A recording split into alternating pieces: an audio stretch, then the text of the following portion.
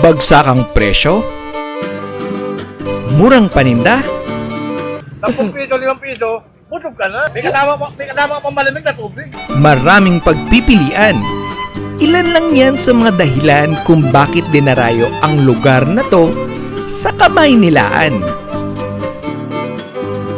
Ang pangalang Divisoria ay hango sa salitang Kastila na dividir o divisoria, na ang ibig sabihin ay naghahati o dividing line. Sama natin si Kuya sa vlog. Papunta tayong Divisoria ngayon. Ano pangalan mo, Kuya? Raymond. So shout out kay Kuya Raymond. Pinakapogi ng recto. O, pinapogi na recto. Sino may alam niyan, Kuya? Si Tanggol. Matagal ka na kayang nagdodrive? Oh. Mga taon na rin. 6 years. 6 years. Bukod sa mura at napakadaming mga paninda, hindi din nagpapahuli ang mga pinipilahan, binabalik-balikan at dinarayo ng mga kainan. Ang tanong ko, sulit ba ang mura? Masarap ba ang pinipilahan? Bakit binabalik-balikan ang mga tindahan dito?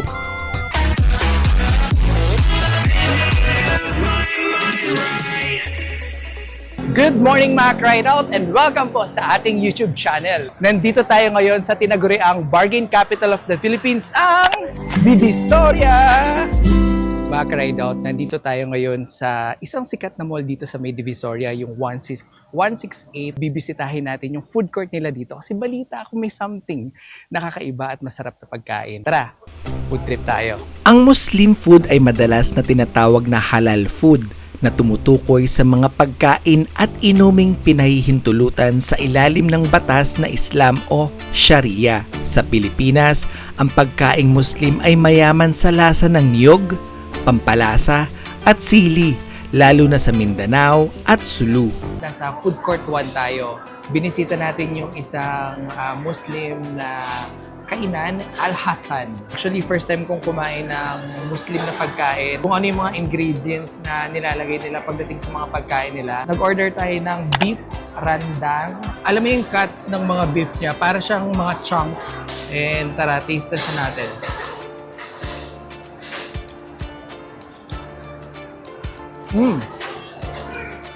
So basically, unang nalasahan natin, medyo anghang siya. Wait lang, isa pa. Ramdam mo yung anghang ng pagkain. Ang sarap. Ayan, tumatagal na. Nagkakaroon na ng sipa yung anghang. Yung beef niya, tender, juicy siya. Tapos may nyog, may siling haba, may kamatis, may siling pula, tapos may slight na konting taba, pero okay siya. Pero kung hindi ka mahilig sa maanghang, baka hindi mo siya kakayanin. Pero actually, yung anghang is nakakapagdagdag flavor para hindi ka magsawa dun sa pagkain. Yung karne, nalalagyan siya ng coat ng nyog. Hinalintulad ko siya sa binagoongan, pero hindi siya kasing alat ng binagoongan. Masarap pagka sinabayan mo siya ng kanin, yung anghang, yung alat, binabalanse ng plain na kanin. Okay, para sa next food natin, ito yung tinatawag nilang chicken piyaparan. Ang ibig sabihin pala ng piyaparan is nyog. And it consists of chunks of chicken, may siling haba, may siling labuyo, sibuyas, tapos yung ating nyog. Try natin i-taste test yung chicken. First bite natin sa chicken, medyo mas dry siya compare sa beef randong. May slight na buto yung chicken. Pero pagdating sa alat, mas maalat yung beef randong. Mas maanghang yung beef randong. Mas buhag-hag lang ang nyog nitong chicken piyaparan. Yung chicken piyaparan, feeling ko may halong curry din to eh. Kasi yung kulay niya, medyo may pagka-yellowish. Di ba yan usually yung hinahalo sa mga chicken curry, beef curry. Pero ang similarity nila, pareho silang may siling haba, may siling pula, may bawang, at saka may niyog. Kung ako yung tatanungin mo kung ano yung mas masarap dito sa dalawa, mas magugustuhan ko yung beef rendang. Mas malambot yung texture ng beef niya. Ito yung chicken, medyo, hindi naman matigas, pero medyo dry siya sa loob. Mas tasteful yung beef rendang, mas maanghang. Sa akin lang naman yun. So, dun sa dalawang food natin, i-rate natin siya, 10 is the highest. Siguro I can give this 7 out of 10. First time natin kumain ng Muslim na pagkain, halal siya. And then, pagdating sa anghang, okay siya sa presentation. Pagdating sa price, yung in-order natin ngayon, 2 ulam, isang kanin, isang tubig is 210 pesos. So, in-estimate ko siya, siguro ang isang ulam dito is 90 pesos, kanin is 15 pesos, tapos yung bottled water is 15 pesos. So, 210. Tama ba? Tama na yun siguro. Daan tayo sa kanila. Mami, sino nagluto nito, ma? Sino nagluto? May cook po. Ah, anak nyo. Mami, hindi siya masarap. Hindi siya masarap. Hindi siya masarap. Pero, nagustuhan ko. De, masarap siya actually.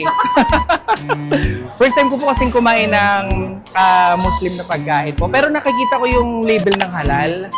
Even sa mga chichirya, mga biskuit ng Muslim po. Pero promise po, nagustuhan ko siya. Wala pong halong biro yan. Kasi sabi nila, pag magpo-food taste ka, dapat hindi lang isang subo, 2 subo. Kailangan makain mo talaga siya. Ah, ito yung Palapa. Yan, no? palapa. Oo. Ano po yung palapa? Niya. So parang ito po yung secret ingredients. So ito pala yung secret ingredients nila. Pero hindi secret kasi nandito siya eh. Ayan po. Ma'am, salamat po. Thank you po. Ayan po. Ang mga noodles ay nagmula sa bansang China. Mahigit 4,000 taon na ang nakalipas. Kumalat ito sa iba't ibang bahagi ng Asya sa pamamagitan ng kalakalan at migrasyon ng mga Chinese immigrants. Ang noodles ay mahalagang bahagi ng kultura sa maraming bansa sa Asya, kabilang ang Pilipinas, kung saan tinatawag itong pansit. Tara, i-taste test na natin itong flying noodles dito sa may Mitzi's Cantonese Kitchen. Very rare ka na makakita ng isang noodles na kayang patigasin sa plato with so many ingredients sa loob. Iba't ibang klase ng gulay, carrots, shrimp, kikiam. The reason kung bakit tumitigas is pagka nilagyan ng mantika yung pinaka-noodles niya. Alam mo, nagugustuhan ko pagka kumakain ako ng pansit, kapag ka masabaw siya, juicy, and then ang gusto ko is yung ganitong klase ng noodles, yung hindi sobrang nipis pero hindi sobrang kapal. Tingnan natin kung kaya nating ubusin. Kung hindi natin kayang ubusin, sabi natin pwede siyang take out.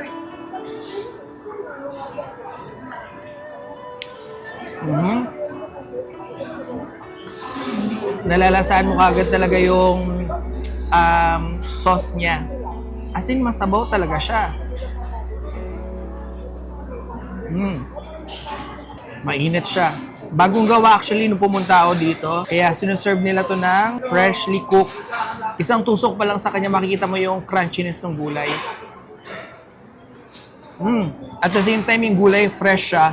Grabe, ang dami niyang ingredients. Para kang magbubuffet dito sa isang plato. Alam mo yung na-overwhelm ako sa dami na nakikita ko ingredients dito. Yung tipong hindi mo alam kung saan magsisimula kung kaliwat kanan. Yung mga shrimp, hindi pa siya balat. Mamaya natin babalatan yan para masarap ang kain natin. Grabe, mahilig pa naman ako sa noodles. Lahat ng klase ng noodles gusto kong kainin. Mas gusto ko yung ganitong klase ng noodles na medyo half-cooked, kumbaga. Kapag ako kasi kumakain ng pancit canton, medyo half-cooked yung pancit canton. Ayoko yung masyadong malambot or malata masyado yung noodles. Masarap. Grabe. Sorry. Bye-bye. Kailangan na kitang i-let go. Ayun. Ang sarap nito kapag meron kang soft drinks, malamig na inumin. Pagdating sa sauce niya, hindi siya maalat. Tama lang to give justice sa dami ng ingredients niya. Hindi niya na-overpower yung buong noodles. Sarap. Ganon karami yung sauce. Napaka-generous nila pagdating sa mga ingredients dito. Yung price pala nito, this is 400 pesos. Good for 3 to 4 persons. Ayan yung shrimp niya. Oh. Hindi malansa yung shrimp. Ang sarap niya. Pagdating sa taste, pwede ko itong bigyan ng 8.5 out of 10. Pagdating sa presentation, 9.5 out of 10. Para sa price, I can give this 8.5 out of 10. Nandito tayo ngayon sa may Divisoria area at grabe, iba't ibang klase ng paninda talaga yung makikita mo dito. From pagkain, gamit sa bahay, gamit sa trabaho, mga susuotin mo, halos lahat nandito talaga. Pero syempre, ang main goal natin, mahanap natin yung mga pagkain na pwede nating kainin sa pang-araw-araw. Grabe yun. Ang dami. Story time muna tayo. Si Mama at si Papa laking Divisoria. For almost 30 years, dito silang nagsimula na maghanap buhay. Ibig sabihin, dito sila nagsimula ng mga materyales na kailangan nila sa paggawa ng bag, sa paggawa ng damit. Kinukwento sa akin ni Mama, ang Divisoria ay naging, sabi natin, quote-unquote, playground nila. Dahil yung bawat kanto, bawat sulok, talaga nga namang iniikot nila. Shoutout, Kuya. Shoutout ko, si Papa. Si Papa mo. Tagasan ka, Kuya. Taga-Katmon kami, Malabon. Shoutout ng SKBCYO, mabuhay tayo. Let's go! Go, Katmon! Shoutout! Let's go! Thank you. Ingat kayo. Mag-comment na lang po ako. Kuya, magkano? Pito 20. 7.20. Sige, Kuya. Sorted. Mix na. Yan. 7.20. Ito, maanghang, Kuya, no? Tapos, ito hindi. Ito, suka. Suka nila may sibuyas, bawang, sili, pipino. Malinis yung sasawan ha, merong sandok. Matagal na kayo kuyang nag-basyon dito? 20? Tagal na. Pero hanggang anong oras kayo usually sa isang araw? Alas 9, simula ng hapon. Alas 7. Okay, so subukan natin yung halo-halo nila. Kikiam, hotdog, chicken balls, 7.20. Naalala ko ba dati nung medyo kabataan ko? Ang fishball dati 50 cents. Nagbebenta kayo kuya ng tingi? 3. Dati 50 cents lang, ngayon 3 lang isa. So tara, kain tayo. Sarap. Masarap, pinaway kasi na malinis yung pagkakagawa rin. Hotdog. Kuya, isang melon din. Alam mo ba, ito yung paborito ng mga Pinoy na pagka nadaanan mo, kakainin mo rin talaga, mapapabili ka. Kasi bukod sa mura, masusustain niya pa rin yung lakas mo, pampapawi ng inip, pampapawi ng pagod. Sarap niya, may suka pa. Bukod dito sa halo nila or mix nila, meron din silang melon dito. Ito yung ito yung tatapos nung kain mo dito yung melon. Kahit makailang baso ka dito, mare-refresh ka talaga. And matagal na rin sila dito for more than 20 years. Ito na talaga yung naging bread and butter nila. Sama kayo po. So mga ka-idol, ka-cheers natin. Cheers! Si Junimar, taga Zamboanga pa siya. Anong reason mo kung bakit ito yung kinakain mo lagi? Ito kasi yung madali na kakainin. Yung pantawid ba? Tsaka pag kumain ka rin kasi nito, mabubusog ka. Diba? Tsaka, syempre, nagtitipid tayo, diba? Yeah. Mura lang kasi. Mura lang, oo. Hindi masakit sa bulsa. Hindi masakit sa bulsa. Pwede pang umulit. So, si Adrian, siya yung nag-handle nung fishball dito, ng mga kikiam, ng mga chicken balls. Adrian, thank you. Thank you. Okay, so basically, nandito tayo ngayon along Divisoria, Santa Elena at titingnan natin at titikman natin yung kanilang fried siopaw. Nakikita ko to sa Binondo. Sabi ko, next time titikman ko. Then bigla ko may nakita dito ang fried siopaw. Ang init. Yung ilalim niya, ito yung pinaka-fried. Then yung top, sobrang lambot pero mainit. Makapal yung bun niya, pero kita mo na kagad yung laman niya. Yan yung pinakalaman niya sa loob, umuusok pa. Basically, yung fried siopaw nila, isang flavor lang siya, isang size, 30 pesos, isang peraso. Pagka marami yung binili mo, yan, may discount siya. Feeling ko pork to, fried siopaw itself lang siya. Kanina, ang dami ko nakikita bumibili dito. And then, sabi ko, pinahupa ko muna. Then, right after nun, bumalik na lang din ako ulit ngayon. Kasi sabi ko, eto na yung time para makabili ako. If I'm not mistaken, yung pangalan ng store ay Hong Pao. Malaman yung feeling niya sa loob. Kahit na medyo konti lang siya. Pero, basically, hindi mo na kailangan ng sauce pagka natikman mo yung pinakaloob ng part niya. Bukod sa pork, meron ako nakikitang mga parang green leafy na leaves. Pantagal siguro ng umay at suya rin.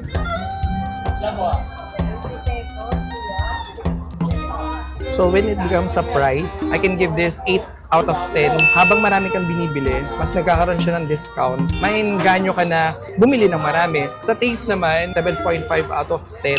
Hindi ako mahilig sa tinapay, pero nung nalasahan ko yung loob niya, malinamnam yung pinaka-feeling niya sa loob. Sa presentation, 7 out of 10. Isang plastic lang, kakainin mo na, then on the go na lahat. Feeling ko matagal na rin yung establishments nila dito kasi naalala ko nung sinasama ko nila mama dito sa Divisoria, nakikita ko na to. And curious ako kung bakit ang haba lagi ng pila. So mga ka-ride out, proceed na tayo sa next food taste natin.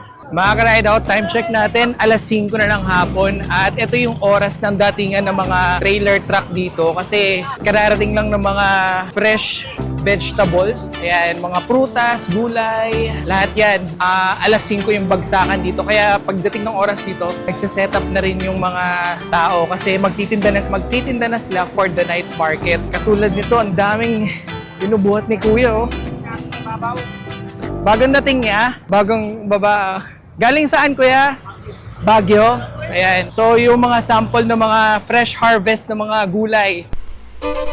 Sa patuloy na pag-ikot ko sa Divisoria, nakadiskubre ako ng murang karinderya na sa halagang 5 piso lang, may makakain ka ng pansit burak o yung pansit na may dinuguan toppings.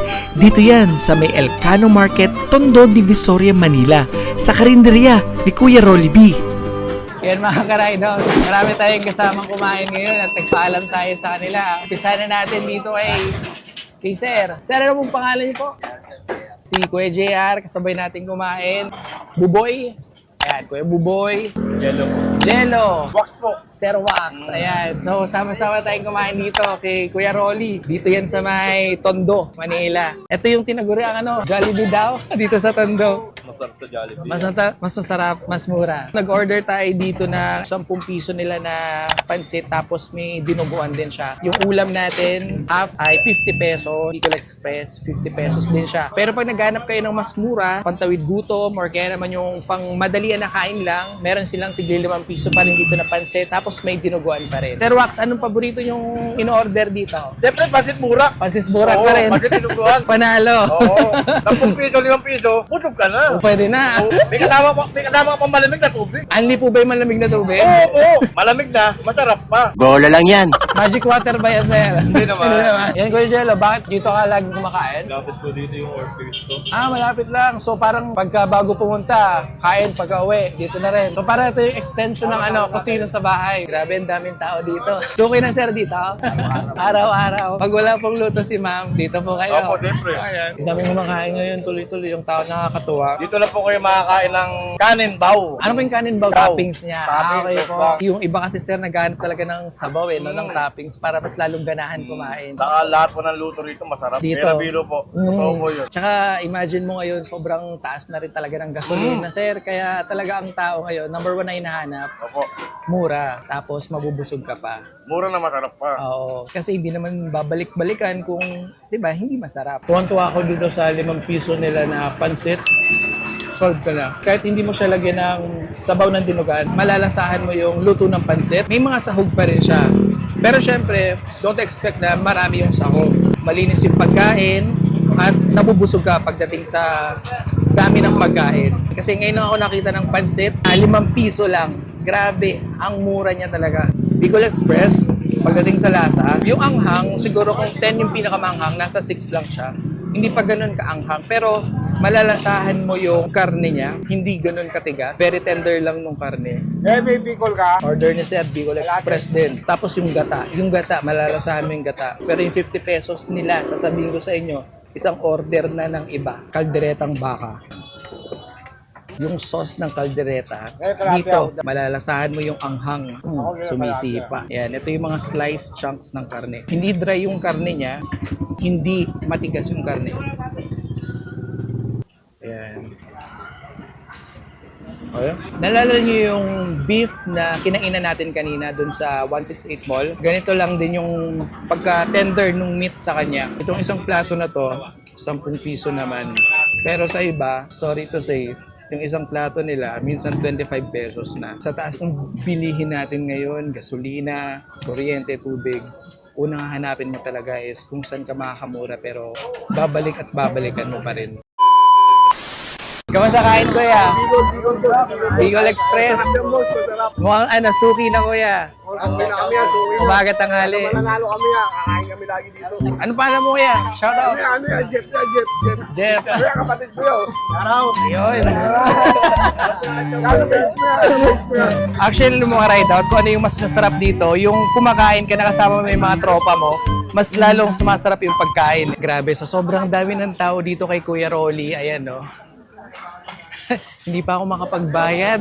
Tapos na akong kumain kanina pa eh. Dinalaw natin si Kuya Rolly dito at yung sikat na pansita niya at yung karinderya. Grabe, ang dami ng tao dito everyday. Yung nakikita nyo na green na tarpaulin, yun po yung kanilang pwesto. Kanina nang dumating ako, konti pa lang hanggang sa nagdagsaan na po yung mga tao. At nakakatuwa lang yung patuloy na suporta na binibigay dito ng mga Tondo at yung mga iba na dumadayo rin dito sa Tondo. Pero yung pagkain ko dito, siguro ang pinaka-word na gagamit ko sa kanya is affordable na sulit. So mga ka-ride out, dito na po nagtatapos ang ating food vlog dito sa May Divisoria. I hope nakapag-extend po ako sa inyo ng mga experience na pwede nyo ring subukan at ng mga kainan na pwede nyo rin bisitahin. And shout out din kay Carlos Angelo. Salamat ka-ride out sa patuloy na pagsubaybay and see you next time mga ka-ride out. Power! Peace out! Wapa! Nandito tayo ngayon sa tinaguriang Bargain Capital. Ang ingay ng jeep. Ang ingay, kuya. Okay. Kailangan ko ng walang hiya sa sarili. Okay.